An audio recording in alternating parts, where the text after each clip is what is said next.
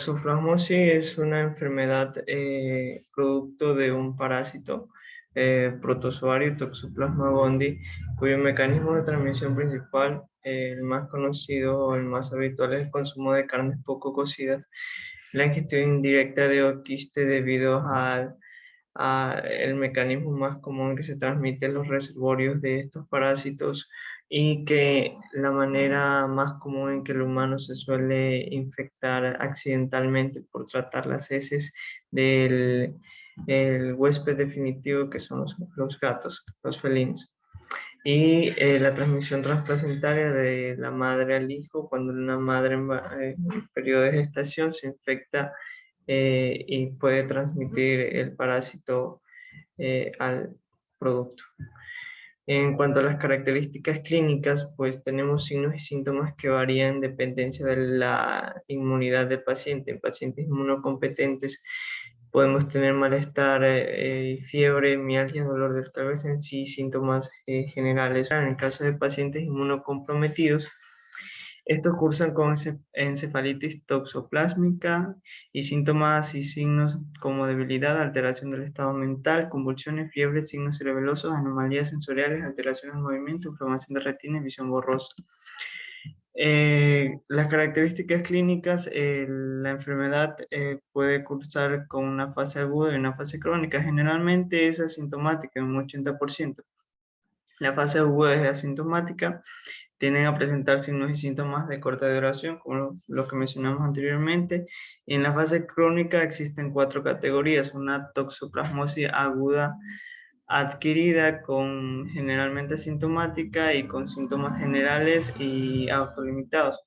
Puede cursar con una toxoplasmosis ocular con signos al fondo de ojo, una toxoplasmosis aguda adquirida o reactiva, que se relaciona con pacientes inmunodeprimidos infectados con VIH. Eh, y la toxoplasmosis congénita, que es, como ya lo mencionamos, debido a la transmisión vertical, la madre que se infecta por Toxoplasma gondii puede transmitir el parásito puede atravesar la placenta e infectar a los diferentes tejidos del producto. Estos pueden presentar síntomas como convulsiones, coriorretinitis, calcificaciones, hidrocefalia. La intensidad del cuadro en los pacientes recién nacidos va a variar en dependencia si la infección fue durante el primer trimestre y el último trimestre de embarazo. Las más intensas suelen ocurrir cuando la infección sucede en el primer trimestre de embarazo, y más leves suelen ocurrir en el último trimestre de embarazo. Afortunadamente, la probabilidad de un contagio vertical, una transmisión vertical del parásito, es menos frecuente en el primer trimestre, con 1% de probabilidad, y es más frecuente en el último trimestre de embarazo. Bueno, como tratamiento, el tratamiento de elección es pirimetamina más sulfadiazina. Ese no contamos en nuestra región, en nuestro país. En tanto a ello nos contamos con tratamiento alternativo con trimestopina más sulfamethoxazol, y en la infección durante el embarazo suele usarse esperamicina para reducir la transmisión materno-infantil. En cuanto para el control y la prevención, pues básicamente es disminuir las probabilidades de contagio. ¿Cómo lo hacemos? Cocinar bien las carnes. Ya sabemos que uno de los principales mecanismos de transmisión, tomar adecuadas medidas de higiene y evitar contacto con heces de gatos. ¿Cómo lo hacemos? Lavarse bien las manos, lavar bien los alimentos, porque las personas usualmente, al limpiar los desechos de los gatos, suelen contaminar, transmitir o quiste a los alimentos. La leishmaniasis. La leishmaniasis es otra zoonosis producida por un parásito protozoo perteneciente a la familia Trypanosomatidae, de género Leishmania. Existen alrededor de unas 22 especies que infectan al ser humano, que pueden producir variados cuadros de enfermedad. La transmisión es principalmente vectorial, por la picadura de pequeños dípteros hematófagos de la familia Psicocidae, con 6 géneros, y en la región de las Américas, en la que está incluida nuestro país, el género es el más importante. En cuanto a las características clínicas, pues para entender un poco esto, vamos a repasar un poco el ciclo de vida del parásito junto con su vector. Existen básicamente dos formas de diferenciación del parásito, promastigote y hemastigote. El promastigote se desarrolla en el flebótomo vector, que ingresa por la picadura de este y luego son fagocitados por los macrófagos. En los macrófagos estos se van a producir la diferenciación a mastigotes, que luego se replican y destruyen la célula para luego ser ingeridos en una próxima picadura por el flebótomo y a su vez repetir el ciclo. Y esto produce las diferentes formas clínicas generales, forma cutánea, forma mucosa y forma visceral. Bueno, la leishmaniasis cutánea, después de un periodo de incubación que va de 2 días a 2 meses, tenemos la forma cutánea. Las lesiones se desarrollan de pápulas a nódulos que luego se ulceran.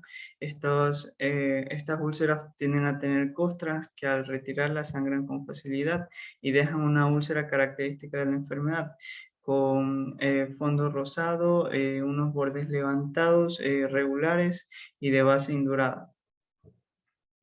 Estos también suelen producirse en la oreja. Cuando sucede suelen tener una característica mutilante. Estos tienden en ocasiones a la sobreinfección y les puede dar característica de producir dolor o supuración. Característicamente las úlceras de base del producto de la leishmaniasis son indoloras. Suelen remitir en semanas o meses a la curación espontánea, dejando lesiones de este tipo. La leishmaniasis mucosa mucocutánea, esta tiende a aparecer meses o años después de la forma cutánea. Las lesiones mucosas suelen producirse a los 2 años de la forma cutánea, así que es muy importante ante la sospecha de una leishmaniasis mucosa buscar cicatrices anteriores de leishmaniasis cutánea, o puede producirse concomitantemente una mucocutánea. El inicio de la leishmaniasis mucosa suele ser el tabique nasal. Luego suele progresar a la lesión al paladar, produciendo malestar y lesiones mutilantes que alteran la estética del individuo y la calidad de vida del mismo. Estas lesiones no suelen remitir espontáneamente y tienden a extenderse con el tiempo y ser más intensas las consecuencias. La leishmaniasis visceral, pues la forma clínica más grave de la enfermedad, se relaciona con ciertas predisposiciones como inmunodepresión, se produce en cuanto a la ingestión del promastigote por los macrófagos. Estos suelen diseminar el promastigote a tejidos hematopoyéticos como la médula ósea, el hígado, vaso, tejidos linfáticos, lo que puede manifestarse como hepatosplenomegalia, síntomas como fiebre, anemia grave o pérdida de peso. Las características clínicas, pues tenemos otras formas clínicas, una leishmaniasis cutánea difusa, que tenemos tipo pústulas diseminadas en el cuerpo, una leishmaniasis cutánea, diseminada, una leishmaniasis cutánea difusa, con tubérculos, nódulos que simulan a la lepra, de ahí también su leishmaniasis cutánea leprosa. Leishmaniasis cutánea típica, que tienen lesiones de este tipo sin extenderse a mayores rasgos. Y en cuanto al tratamiento, tenemos estos 3 principales fármacos antimoniales pentavalentes, anmotricina B y cetionina o pentamidina. En cuanto a la prevención y control, pues se basa básicamente en disminuir el contacto con el vector, controlar el vector y la educación, que nos ayuda a prevenir mucho la enfermedad. Usar mosquiteros repelentes, fumigar zonas endémicas.